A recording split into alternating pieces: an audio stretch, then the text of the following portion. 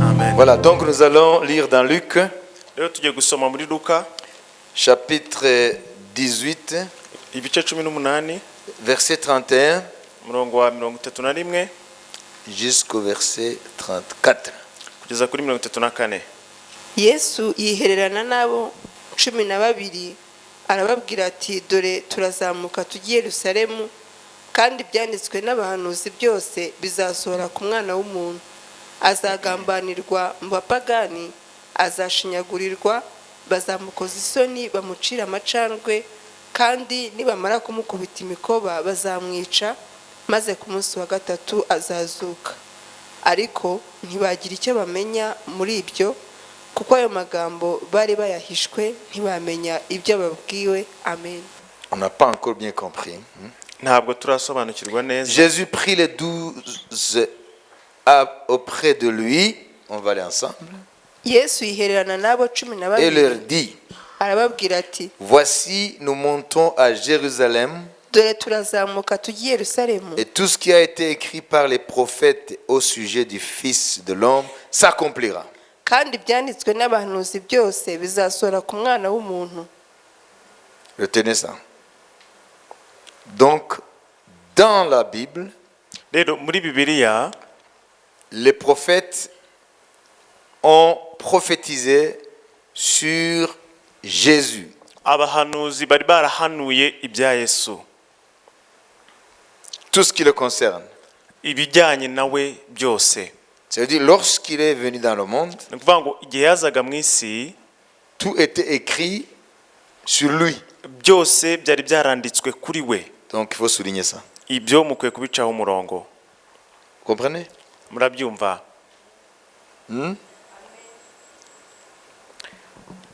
Car il sera livré aux païens. Azagambanirwa mu bapagani. Il est en train maintenant de rappeler certaines prophéties sur lui. Yari arimo aributsa ubuhanuzi bwahanuye kuri we.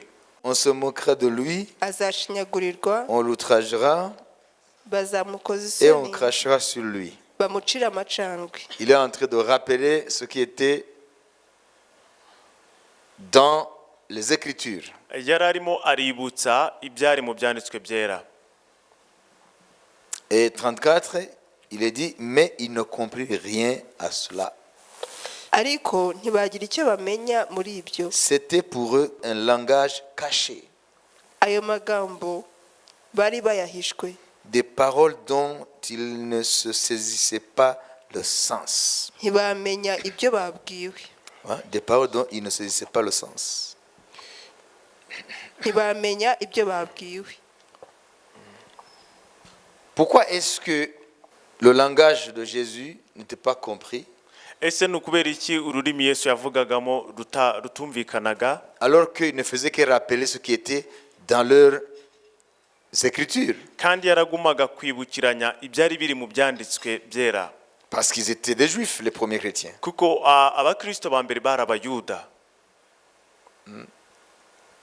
Parce que le christianisme, si nous le prenons comme tel, où la chrétienté est sortie du judaïsme, Kuko ubukristo turamutse tubufashe nk'ubukristo bwasohotse mu idini ry'abayuda. donc le christianisme, ses racines, c'est dans le judaïsme. Ni ukuvuga ngo ubukristo bufite imizi mu idini ry'abayuda. Parce que le Nouveau Testament puise ses racines ou puise sa source dans l'Ancien Testament. Kuko isezerano rishya rivoma cyangwa se rifite imizi mu isezerano rya kera. Prêtez attention, Ibi mu bitega amatwi, parce que ce qui est arrivé à ses disciples à ce temps-là arrive aujourd'hui dans les églises. kuko ibyabaye kubigishwa b'icyo gihe birimo biraba mu matorero. Il est dit, même s'il ne faisait que rappeler ce qui était dans les Écritures, Haravuga ngo nubwo yibutsaga ibyari mu byanditswe, mais ses disciples ne comprenaient pas. ngo ariko abigishwa be ntibamenya ibyo babwiwe, Ils n'ont pas compris. ntibigeze basobanukirwa. Il dit, c'était pour eux un langage caché. Ngo kuri bo byari bimeze nk'ibihishwe. des paroles dont ils ne saisissaient pas le sens. yari amagambo bari bahishwe ntibamenye ibyo babwiwe. Pourtant, Jésus n'amenait pas ici des paroles nouvelles. Kandi Yesu ahangaha ntabwo yari azanye amagambo mashya. C'était juste rappeler ce qui était dans l'Ancien Testament. Byari ukwibutsa gusa ibyari mu isezerano rya kera. D'abord, je vais souligner une chose. Icyambere ngiye guca umurongo ku kintu. Il dit que tout ce que les prophètes ont prophétisé sur lui, avuga ngo ibyo abahanuzi bahanuye byose kuri we, toutes les prophéties au sujet de Jésus, cyangwa se ubuhanuzi bwose bujyanye na Yesu, le Seigneur dit que tout s'accomplira. umwami aravuga ngo bwose bwari bukwiye gusohora. Ça veut dire qu'il n'y a rien Ni ukuvuga ngo nta na qui kimwe est écrit cyanditswe dans les Saintes Écritures mu byanditswe byera n'aura pas son accomplissement. kitazagira igihe cyo gusohora. Ça, c'est la première chose. Icyo nicyo kintu cya mbere. Tout ce que tu as dans ta Bible Ibyo ufite muri Bibiliya yawe byose s'accomplira. bizasohora. Ça, c'est la première chose Icyo nicyo kintu cya mbere qu'il faut souligner. ukwiye gucaho umurongo. Ça veut dire qu'il n'y a pas de doute Ni ukuvuga ngo nta gushidikanya dans l'accomplissement des Écritures. mu bijyanye no gusohora kw'ibyanditswe. Les Écritures s'accompliront certainement. Ibyanditswe bizasohora nta kabuza. C'est ce que Jésus souligne ici au verset 31. Nibyo Yesu ashimangira hano ku murongo wa 31. Tout ce qui a été écrit par les prophètes au sujet du Fils de l'homme s'accomplira. Ibyanditswe n'abahanuzi byose bizasohora ku mwana w'umuntu. Mais ici, Ariko ahangaha dans le cadre des prophéties au sujet de Jésus, ku bijyanye n'ubuhanuzi bujyanye na Yesu, c'était l'accomplissement de l'œuvre de la croix dont il est question ici. ikivugwa hano kwari ugusohora k'umurimo w'umusaraba. Parce qu'il y a d'autres prophéties qui se sont accomplies. Kuko hari ubundi buhanuzi bwagiye busohora. Ça veut dire Jésus est né à Bethléem. Ni ukuvuga ngo Yesu yavukiye i Betelehemu. C'était prophétisé Ibyo byari byarahanuwe 1000 ans avant. imyaka igihumbi mbere. Michée en a parlé. Mika yari yarabivuzeho. Il était contemporain d'Ésaïe. Ni ukuvuga ngo yabaga mu gihe kimwe n'umuhanuzi Ça veut Yesaya. dire le ministère d'Ésaïe et de Michée, c'était à la même époque. Ni ukuvuga ngo umurimo wa Yesaya n'uwa Mika byari mu gihe kimwe. Donc Michée a prophétisé. Rero Mika arahanura. 8 siècles avant Jésus. Ibinyejana 10 imbere ya Yesu. Oui, 8 siècles avant Jésus. Ibinyejana 8 imbere ya Yesu. Il a prophétisé Arahanura que Jésus naîtra à Bethléem. ko Yesu azavukira i Betelehemu.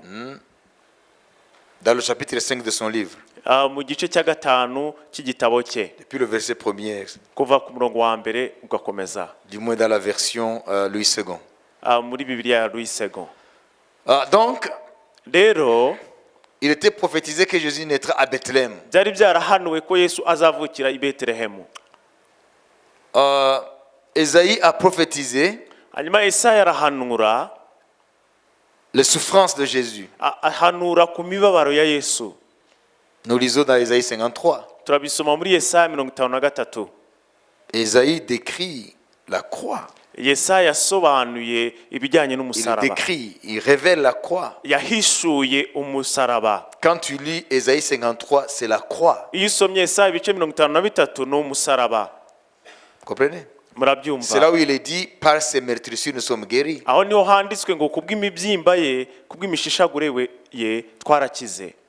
Voilà, 8 siècles avant. Ibinyejana 8 imbere.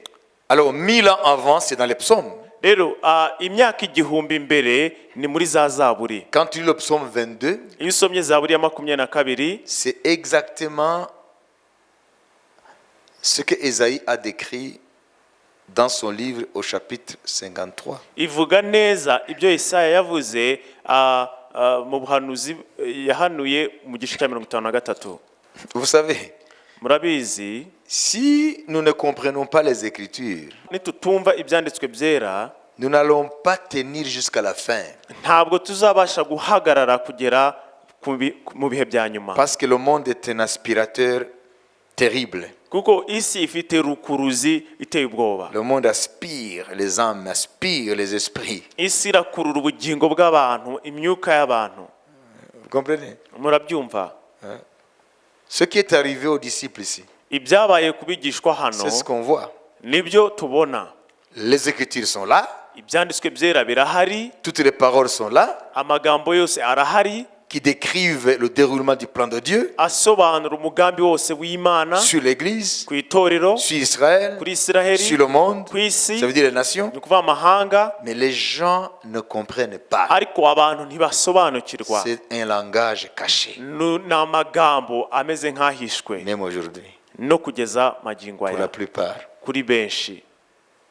Vous avez compris? Mwasobanukiwe? Hein? Est-ce qu'il y a une différence entre nous et eux? Ese hari itandukaniro riri hagati yacu nabo? Non. Hoya. La même puissance qui les aveuglait nous aveugle. Imbaraga zabahumaga ziracyaduhuma. Hein? Alors, quand on lit le chapitre 22 de Psaume, Rero iyo usomye ibice 22 bya Zaburi, je vais rappeler que les psaumes, pour la plupart, sont de David et ils ont été écrits 1000 ans avant Jésus. ndashaka kubibutsa ko Zaburi nyinshi zanditswe na Dawidi kandi zanditswe imyaka igihumbi mbere ya Yesu. Donc, le psaume que nous voulons lire ici, juste quelques portions, Rero date de 1000 ans avant Jésus. iyi Zaburi tugiye gusoma ibice imirongo mike n'iy'imyaka igihumbi mbere ya Yesu. Lisons le verset premier. Reka dusome umurongo wa mbere. mana yanjye ni iki kikundekesheje ukaba uri kure ntuntabare kure y'amagambo yo kuniha kwanjye. Ok, ces paroles, Aya magambo vous vous souvenez de qui abibutsa elles sont?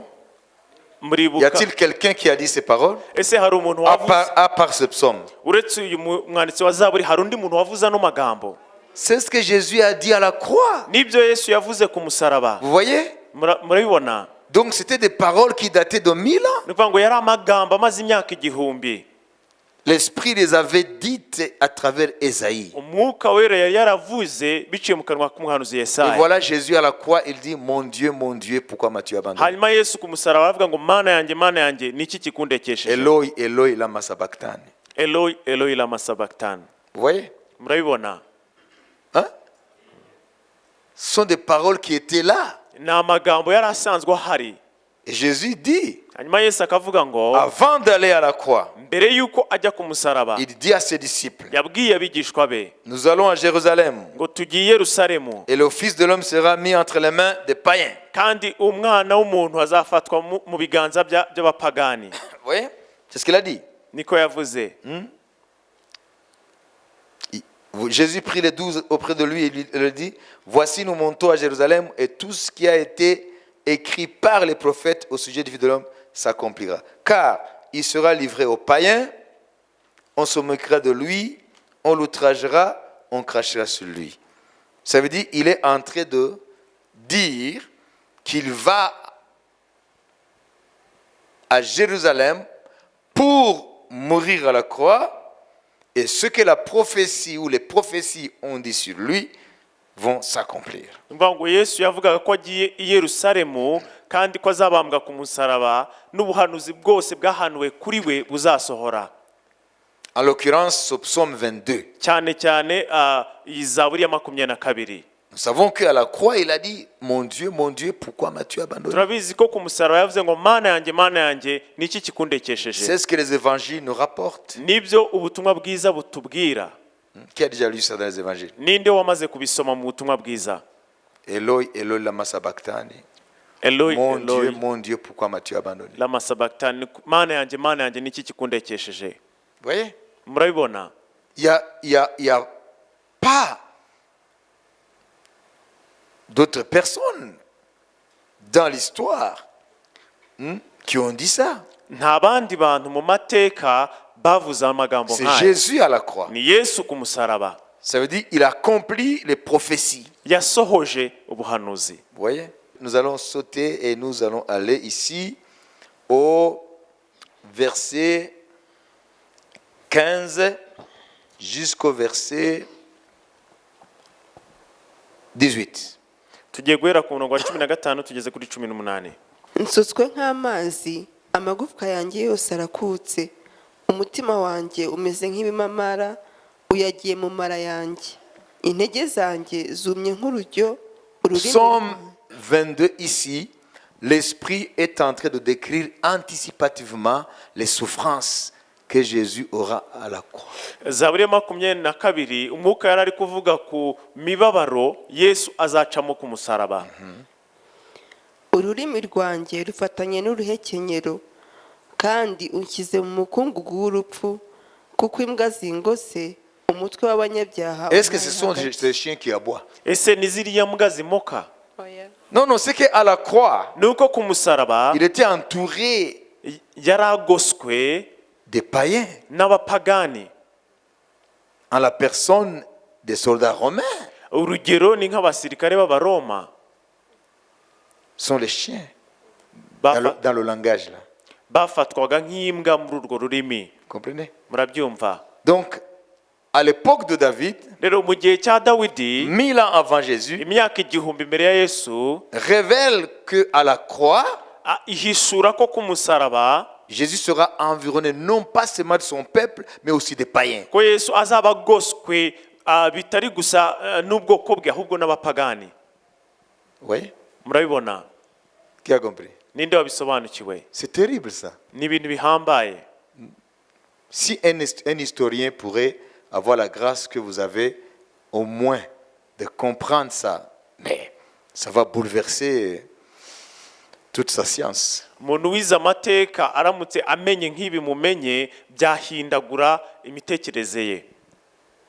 Parce que dans l'histoire en tant que science, Kuko amateka nka siyanse, vous savez, l'histoire, c'est la science du passé, murabizi amateka ni siyanse yiga ku byatambutse des faits passés. cyangwa se ibyakoretse byatambutse. Mais si un historien arrive à comprendre Rero umunyamateka aramutse asobanukiwe que les faits passés ko ibyatambutse étaient connus avant même qu'ils arrivent, byari bizwi na mbere y'uko bisohora, pour lui, c'est un bouleversement total. kuri we byaba ari ibintu bimuhindura rwose mu mitekerereze. Parce que l'histoire ne peut jamais imaginer que les faits ont été connus en avance. Kuko amateka ntashobora kwibwira ko ibyabaye byamenywe mbere. Non. Hoya. Hein? Donc c'est le temps qui produit les faits historiques. Rero igihe nicyo kibyara amateka. Mais ici, Ariko hano ce n'est pas le temps qui produit les faits historiques. ntabwo ari igihe cyabyaye amateka, C'est la parole de Dieu. ni ijambo ry'Imana. C'est ça qui est différent. Iryo niyo tandukaniro. Vous voyez? Rero murabibona, Pour un historien, ku muntu wize c'est le amateka temps qui produit les faits historiques. igihe nicyo kibyara amateka. Mais ici, Ariko hano nous voyons que c'est la parole de Dieu turabona ko ni ijambo ry'Imana qui produit ribyara les faits historiques. amateka. Vous savez, Dieu inscrit dans le temps et dans l'espace sa volonté. Ni ukuvuga ngo Imana yandika mu mateka ubushake bwayo. La croix n'a pas été un produit du temps, Umusaraba ntabwo ari ikintu cyabyawe n'igihe, mais la croix a été produite par la parole de Dieu. ahubwo umusaraba wabyawe n'ijambo ry'Imana. Alors ça nous amène à dire que Rero ibyo bituzana kuvuga ko l'histoire est contrôlée et dirigée par la main de Dieu. ko amateka ayoborwa cyangwa agengwa n'ikiganza cy'Imana. Si c'est une preuve indéniable. Aha ni igihamya kidashidikanywaho. Amen. Amen. Nous sommes 1000 ans avant Jésus. Turi mu myaka 1000 mbere ya Yesu, Et voilà, nous lisons Psaume 22. kandi turi gusoma Zaburi ya 22. Et voilà, nous prenons aussi les évangiles, Noneho tukabigereranya n'ubutumwa bwiza, les faits qui concernent Jésus. ibyakoretse mu buzima bwa Yesu. On dirait que Wagira ngo les prophètes, abahanuzi, que ce soit le roi prophète, ça veut dire David, yaba umwami wari umuhanuzi ari we Dawidi, ou même les autres prophètes tels que Esaïe ou Michée, cyangwa se nk'abandi bahanuzi nka Yesaya cyangwa Mika, on croirait qu'ils ont vécu à l'époque de Jésus, wagira ngo babaye mu gihe cya Yesu, au moment des faits. igihe ibyo byabaga nyine. Vous voyez? murabibona C'est-à-dire que l'Esprit de Dieu en eux, ni ukuvuga ngo umwuka w'imana muri bo projeté dans leurs esprits, wahanuraga mu myuka yabo projeté, ça veut dire amener un futur lointain cyangwa se wazanaga ejo hazaza et amener ce futur lointain dans leur présent. ikabizana mu gihe cyabo bari barimo. Voilà pourquoi Pierre dit, niyo mpamvu petero avuga ngo tout ce qui concerne Jésus, ibijyanye na yesu byose, principalement les souffrances de la croix cyane cyane imibabaro yo ku musaraba et la gloire qui en découlera, n'ubwiza bwagombaga kuva muri uwo murimo, les prophètes qui ont prophétisé cela, abahanuzi bahanuye ibyo ngibyo, ils ont essayé de faire des investigations bagerageje gucukumbura, gukora ubushakashatsi pour essayer de comprendre kugira ngo bagerageze gusobanukirwa d'abord l'objet de leur prophétie, icya mbere impamvu y'ubuhanuzi bwabo, l'objet, et aussi quand ça s'accomplira. ndetse n'igihe bizasohorera. Et la Bible dit, hanyuma bibiri ikavuga ngo lorsqu'ils essayaient de chercher, igihe bageragezaga gushaka en bashakisha analysant les prophéties qui sont passées par eux, mu gutekereza ku buhanuzi imana yabacishijemo, Dieu, l'Esprit de Christ leur disait, umwuka wa kristo warababwiraga ngo ne vous fatiguez pas, ntimwigore, ce n'est pas des choses qui se passeront en votre temps. ntabwo ari ibintu bizasohora mu gihe cyanyu, Vous n'avez été que des instruments mwe mwabaye gusa ibikoresho pour des choses ku bw'ibintu qui se passeront bizasohora dans les générations des temps de la fin. mu rungano rwo mu gihe cy'imperuka. Voyez? Murabibona? Amen. Amen. Même aujourd'hui, na n'ubu il y a des paroles qui sont dans la Bible hari amagambo ari muri bibiliya en termes de prophétie ajyanye n'ubuhanuzi qui s'accomplissent. arimo arasohora, Pas demain, pas hier, aujourd'hui. atari ejo hazaza ahubwo uyu munsi, Mais pour la plupart, ariko kuri benshi c'est caché. birahishwe, Comme c'était caché aux 12, lorsque Jésus leur rappelait les prophéties qui étaient dans leur Bible et qu'ils avaient l'occasion d'entendre dans les synagogues, hein, les scribes, et ceux qui étaient censés donner la parole de Dieu, répéter chaque jour les psaumes, les prophètes. Donc depuis que le juif est petit, il grandit dans cela. mvuga ngo umuyuda kuva akiri mutoya mu masinagogi bumvaga abahanuzi, On lisait les psaumes, on lisait les prophètes. basomaga za zaburi, basomaga ubuhanuzi, ariko byagumye bihishwe ku bigishwa 12 kandi barabisomerwaga kenshi. Ici, Jésus est avec son équipe. Ahangaha yesu yari ari kumwe n'itsinda rye, Et il leur rappelle kandi yari arimo ce arabibutsa qu'ils ont appris depuis qu'ils sont tout petits. ibyo bize kuva bakiri abana, Mais c'était caché. ariko byari bihishwe kuri bo. Même aujourd'hui, c'est caché na n'uyu munsi biracyahishwe à ceux à qui Dieu avait destiné à comprendre le plan de Dieu. kubo imana yari yarageneye gusobanukirwa umugambi w'imana. Voilà, donc nous sommes 1000 ans avant Jésus. Rero hano turi ku myaka igihumbi imbere ya yesu, Et il dit, mon Dieu, pourquoi m'as-tu abandonné? handitswe ngo mana yanjye ni iki Et kikundekesheje. il est dit, les souffrances sont tellement énormes kandi que ma langue s'attache à mon palais. Ça veut dire à la croix, à cause des souffrances de la croix, la langue s'attachait au palais parce qu'il n'y avait plus de salive. ni ukuvuga ngo kubera imibabaro yesu yagiriye ku musaraba, ni ukuvuga ngo urugero umuntu wese bamubambye ku musaraba Cette position-là. akabambwa muri buriya buryo yesu yabambwemo, amacandwe ageraho akamushyira mu kanwa, ururimi rukamera nk'aho rwafashe mu gisenge cy'akanwa. Vous comprenez? Murabyumva? Et la force te quitte. noneho imbaraga ugacika intege. Il dit, ma force se dessèche comme l'argile. Et ma langue s'attache à mon palais. C'est le verset 16. Hein? Umurongo wa 16. intege zanjye zumye nk'urujyo, ururimi rwanjye rufatanye n'uruhekenyero. Ça, c'est les conséquences de la crucifixion. Izi ni ingaruka zo kubambwa ku musaraba. Scientifiquement, c'est comme ça. Mu buryo bujyanye na siyanse niko bigenda. Et puis 17, car des chiens m'environnent kuko imbwa zingose une bande de scélérats rôde autour de moi. umutwe w'abanyabyaha untaye hagati Et puis ils ont percé mes mains et mes pieds. bantoboye ibiganza n'ibirenge. Vous voyez? murabibona Ça c'est 1000 ans avant la croix. iyi ni imyaka igihumbi mbere y'umusaraba. Extraordinaire, non? Ni igitangaza sibyo? 1000 ans avant. imyaka igihumbi mbere. Alors si Dieu, Rero niba Imana par son esprit, biciye mu mwuka wayo prophétise des situations avec des détails, yarahanuye ibintu Précis. akantu ku kandi, des détails précis. igahanura ikintu ku kindi. Ici nous sommes 1000 ans avant l'événement. Hano turi imyaka igihumbi mbere y'uko umurimo w'umusaraba Alors uba. combien plus faut tes raisons ta petite vie? Ese noneho ntibyakarushijeho ubuzima bwawe buto? Tu crois que Dieu ne sait rien? Wibwira ko Imana nta kibuziho?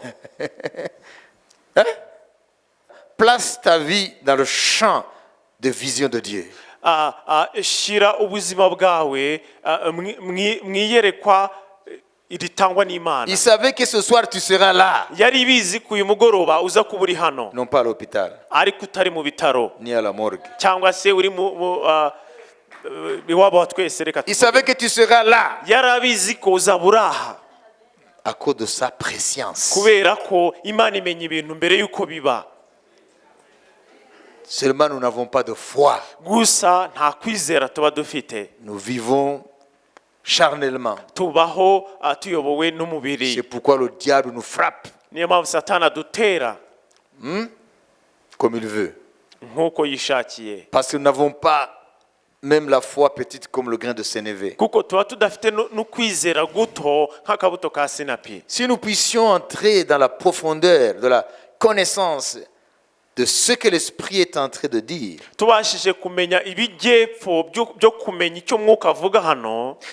imaginez si les disciples avaient compris ce langage, Muramuke mwibajije iyo abigishwa be bumva ururimi Yesu yavugagamo, si les disciples avaient eu cette révélation, iyo baba bafite iryo hishurirwa qu'ils ont été choisis par Dieu ko batoranyijwe n'Imana pour vivre au centre, être témoins des événements que les prophètes ont souhaité voir vivre et n'ont pas eu. kugira ngo babe abahamya bw'ibintu abahanuzi bifuje kubamo no kubona ntibabibone. Là, ils réagiraient autrement. Aho bari kwitwara mu buryo butandukanye. Pierre n'aurait pas renié son maître. Petero ntabwo yari kwihakana umwami we. Vous comprenez? Ese murabyumva? Il vivait au sein de l'accomplissement des prophéties majeures, Ni ukuvuga ngo bari mu gusohora k'ubuhanuzi bukuru, mais ils n'en étaient pas conscients. ariko bo ntabwo bari barimo barabisobanukirwa. Voilà pourquoi ils ont agi comme ils avaient agi. Niyo mpamvu bakoze cyangwa bitwaye nk'uko bitwaye. Nous aussi, Natwe rero si nous comprenions ce que Dieu est en train de faire, turamutse dusobanukiwe ibyo Imana irimo irakora, nous agirons différemment. twakwitwara mu buryo butandukanye n'uko Il y a des twitwara. choses que nous ferions. Twakora, Il y a des choses que nous ne ferions pas. hari n'ibindi tutakora. Ça veut dire que nous puissions vivre dans l'actualité de Dieu. Ni ukuvuga ngo twabasha kuba mu gukora kw'Imana nyine muri icyo gihe. Mais nous aussi, nous sommes comme si nous sommes endormis Ariko natwe tumeze nk'abantu par basinziriye, une puissance basinzirijwe n'imbaraga, extérieure à nous. imbaraga ziri inyuma yacu. Vous comprenez? Murabyumva? Placez-vous dans le contexte de Pierre. Mwishyire mu mwanya wa ba Petero. Ils sont en train de vivre des prophéties majeures. Bari barimo barabona ubuhanuzi busohora, ubuhanuzi bukuru. Ils voient Jésus physiquement. Bakabona Yesu amaso ku maso. Ils l'entendent en direct. Bakamwumva n'amatwi yabo. Ils voient ses œuvres. Bakabona imirimo akora. Ils n'ont pas compris ce qu'il vivait. Ariko ntibasobanukirwa ibiri kubabaho. Jésus a dit, Yesu yaravuze ngo, Pierre, Jean et vous, Petero, Yohana, Yakobo n'abandi, vous qui êtes avec moi, mwebwe muri kumwe nanjye, beaucoup de rois ngo abami et benshi de prophètes n'abahanuzi ont voulu voir bifuje kureba ce que vous voyez, ibyo mubona entendre no ce kumva que vous entendez, ibyo mwumva, mais n'ont pas eu. ariko ntibabonye ayo mahirwe. Voyez, Murabibona? il est en train de leur montrer qu'ils sont privilégiés. yari arimo arabereka ko bahiriwe kurusha abandi. Mais eux, ils pensaient à leur pauvreté Ari- matérielle. ariko bo bakitekereza ku bukene bwabo bw'ibintu bifatika. Seigneur, nous avons tout abandonné. avuga ngo mwami byose twarabisize, Et qu'est-ce que nous aurons? ese twebwe tuzabona iki? Vous voyez? Murabibona Hein? Seigneur, et nous qui avons tout abandonné. ngo mwami twebwe twasize byose. Ça, c'est la chair. uwo ni umubiri. Vous comprenez? Murabyumva? Il leur dit, arababwira ngo beaucoup de rois, ngo abami benshi, bien sûr les David aussi, ni ukuvuga ngo na ba Dawidi barimo, parce que dans ces prophéties, dans ces psaumes, kuko muri zaburi ze David prophétisait ce qui concerne Jésus, Dawidi nawe yahanuye ibijyanye na Yesu, comme ce psaume 22. nk'iyi zaburi ya 22. Il n'a pas seulement prophétisé, ni ukuvuga ngo ntabwo yahanuye gusa, mais il a aussi fait des investigations. ahubwo yakoze n'ubushakashatsi. Mais qu'est-ce que c'est que ça? avuga ngo ibi ni ibiki, Parce que c'est l'esprit qui parlait. kuko ni umwuka wavugaga C'est pas muri we, lui. ntabwo ari we. On a essayé d'analyser. none akagerageza kubisesengura. Il dit, beaucoup de rois aravuga ngo abami benshi ont voulu voir ce que vous voyez, bifuje kubona ibyo mubona entendre ce que vous entendez. no kumva ibyo mwumva. Vous comprenez? Murabyumva? Mais ils ne l'ont pas reçu. ariko ntabwo babihawe. Vous êtes heureux. mwebwe rero murahirwa, Mais ils ne comprenaient pas son langage. ariko ntibumve ururimi rwe. Ça veut dire qu'ils avaient été choisis ni ukuvuga ngo bari baratoranyijwe parmi d'autres hommes mu bandi bantu benshi pour vivre en direct kugira ngo babe muri uwo mwanya nyine des prophéties éternelles. ubuhanuzi bw'iteka ryose. Parce que avant même que cette prophétie soit consignée dans un livre, kuko mbere y'uko ubwo buhanuzi bwandikwa no mu bitabo, dans les rouleaux là, muri iriya mizingo, ces prophéties étaient dans le cœur de Dieu ubwo buhanuzi bwari buri mu mutima w'Imana, de toute éternité. wite Imana y'iteka ryose. Voilà, plus tard Pierre écrira, niyo mpamvu nyuma Petero yanditse vous n'avez pas été rachetés ngo ntabwo mwacungujwe par l'or na zahabu ou des choses périssables, cyangwa se ibintu bibora, mais vous avez été rachetés par le sang précieux, ahubwo mwacungujwe amaraso y'igiciro, comme de l'agneau sans amaraso tache, nk'ay'umwana w'intama udafite inenge, qui a été connu avant la fondation du monde. uwamenywe mbere y'uko imfatiro z'isi zishyirwaho. Vous voyez, Dieu avait conçu dans son cœur, avant la création du monde, la croix de Jésus. murabona ko Imana yari yarabitekereje mbere yo kuremwa kw'isi ko hazaba umusaraba wa Yesu. Et quand le temps est arrivé, les prophètes ont été des instruments pour révéler ce que Dieu avait dans son cœur. igihe kigeze abahanuzi baba ibikoresho byo guhishura ibyo Imana yari ifite mu mutima.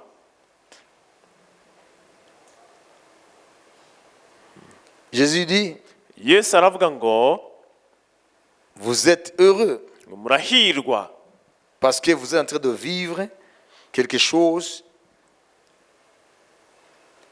qui n'a pas été donné aux autres qui vous ont précédés kuko muri kuba mu bihe bitahawe abandi bababanjirije. et qui avaient été en contact avec ce que vous voyez maintenant. C'est-à-dire en contact sur le plan prophétique. ni ukuvuga ngo kandi batabashije guhura. Eux, ils ont été en contact avec la parole, avec les prophéties, avec les révélations. Mais vous, vous vivez l'accomplissement de ces prophéties. ni ukuvuga ngo bo babanye, abahanuzi ba mbere bari barabanye n'ubuhanuzi n'ijambo, ariko mwebwe muri kuba mu gusohora kw'iryo jambo nyine. Vous voyez? Murabibona? Donc le psaume 22, ni ukuvuga ngo zaburi ya 22 nous voyons la description de la croix. iradusobanurira umurimo w'umusaraba. C'est comme si on était à l'époque de Jésus. ni nk'aho yatujyanye mu gihe cya C'est Yesu. comme si on était en direct à Golgotha. ni nk'aho umuntu yari yibereye i Golgotha ubwe, Mais c'est 1000 ans avant Golgotha. ariko iyo ni imyaka igihumbi mbere ya Golgotha. 1000 ans avant. imyaka igihumbi mbere. Ce psaume date de 1000 ans avant. iyi zaburi yari imaze imyaka igihumbi mbere. Ils ont percé mes mains et mes pieds. C'est écrit dans le psaume 22. Là, 17. 22, 17. 17. bantoboye ibiganza n'ibirenge. Voilà. amen. Mais ça s'est fait à Golgotha, Ariko ibyo byakorekeye i Golgotha, en la personne de Jésus. bikorerwa Yesu. Mais ici, 1000 ans avant, Ariko aha imyaka igihumbi mbere, l'Esprit révèle cet événement. Mwuka Wera ahishura icyo gikorwa. Vous voyez, c'était écrit. Murabibona byari byanditswe, C'était dans leur rouleau. byari mu mizingo yabo, On le lisait chaque sabbat babisomaga buri sabato, dans les synagogues. babisomaga muri buri sinagoge. Maintenant que ça s'accomplit, Noneho bimaze gusohora, ils ne savaient pas ntibari babizi que ce qu'on leur lisait chaque sabbat, ko ibyo babasomeraga muri buri ils sont en train de sabato le vivre en direct. barimo barabibona amaso ku maso.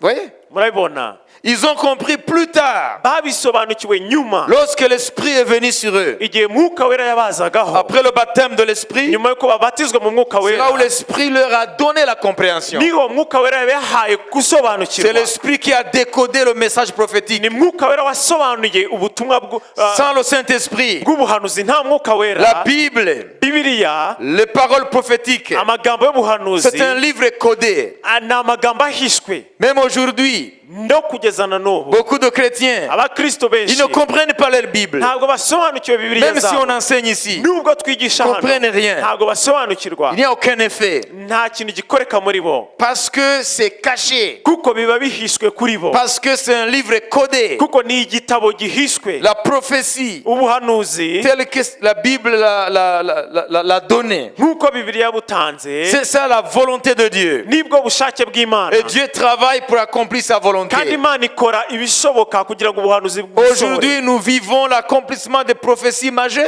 Uyu munsi turi kuba mu buhanuzi bukomeye buri gusohora, Comme les pierres ont vécu l'accomplissement de la prophétie majeure de la croix. nk'uko ba Petero babaye mu buhanuzi bukomeye bwo gusohora k'umusaraba, Mais ils n'avaient pas compris. ariko ntibigeze Ils étaient dans basobanukirwa. la chair. Bari mu Ils mubiri, n'étaient pas encore nés de nouveau. bari bataravuka ubwa Ils n'avaient kabiri, pas encore reçu le Saint-Esprit. bari batarakira umwuka wera. Mais qu'en est-il de nous? Ese twe bimeze Est-ce bite? que nous avons le Saint-Esprit? Ese dufite umwuka Est-ce que wera? nous avons le Saint-Esprit? Ese niba dufite umwuka wera, Pourquoi est-ce que notre intelligence est encore dans les ténèbres? kubera iki ubwenge bwacu bukimeze nk'uburi mu Il y a icuraburindi? une puissance spirituelle d'aveuglement Hari imbaraga mu isi y'umwuka z'ubuhumyi qui travaille pour aveugler les esprits des hommes zikora kugira ngo zihume umwuka w'abantu par rapport à la parole de ku Dieu. bijyanye n'ijambo ry'Imana. Comprenez bien, Mubyumve neza, lorsque il leur rappela les Écritures, igihe yabibutsaga ibyanditswe, il est dit qu'il ne comprit rien à cela.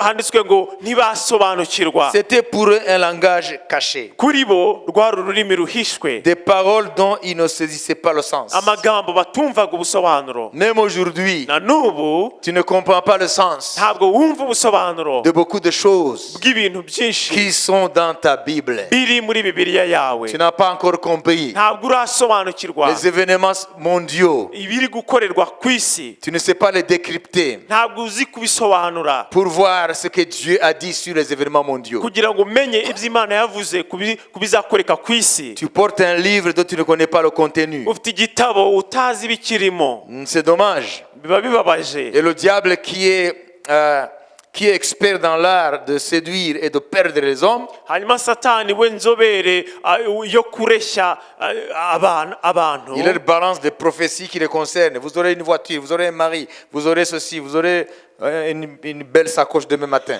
abaha ubuhanuzi bubareba gusa. Uzabona umugabo mwiza, uzabona umugore mwiza, uzabona imodoka nziza, uzabona isakoshi nziza. Va voir dans les chambres de prière. Genda ujye mu byumba by'amasengesho, Va voir les prophéties qu'ils reçoivent. genda urebe ubuhanuzi buhatangirwa, Va voir ce qu'ils écrivent dans leurs trucs là, les agendas. genda urebe ibintu abantu bandika mu bitabo byabo. Ce sont des prophéties qui n'ont aucune valeur, Ni ubuhanuzi budafite agaciro na gato, qui n'ont rien à voir avec le plan de Dieu. budafite aho buhuriye n'umugambi w'Imana. Dieu, Imana avant de te donner une autre prophétie, mbere yo kuguha ubundi buhanuzi bwiyongera, Dieu veut d'abord t'enraciner dans la prophétie existante déjà. Imana irashaka kugira imizi mu buhanuzi usanganywe.